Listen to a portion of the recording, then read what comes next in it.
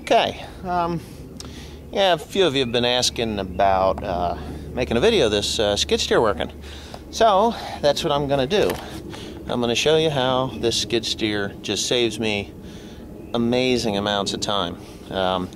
It's easy to throw up on here, you know, works really good. This is still not my set of spikes. I borrowed them from a neighbor just to see how he built them, and it's just an I-beam, you know, and then he took some channel iron and put it in there and welded the sockets in, and it seems to work pretty good.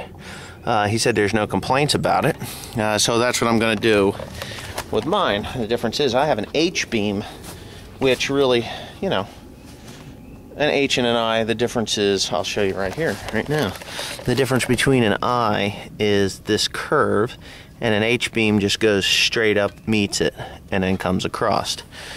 So that's the difference between an H and an I, and I believe they're symmetrical. Either the webbing is the same size as the beam itself.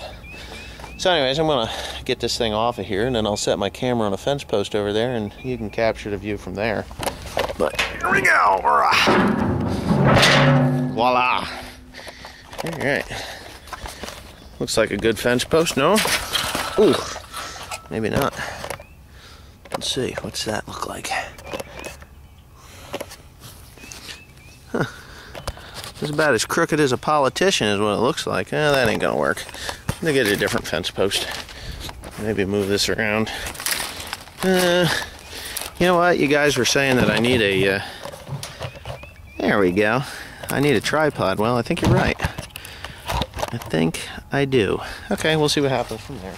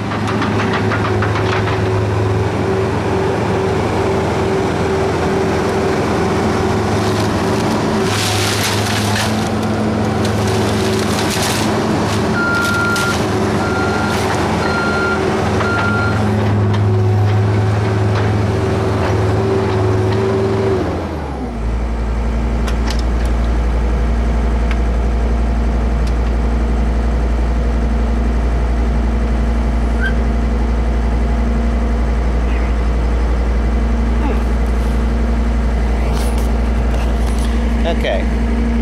Yeah, that's that. Noisy little devil. Yeah, now the reason this thing looked a little tippy was because of the uneven terrain. If you can see it here. It's not that difficult to see, but pulling that heavy bale of hay over that, and then, I don't know, you can see the bump, boom, right over the top. It's kind of rough there. So, anyway, I gotta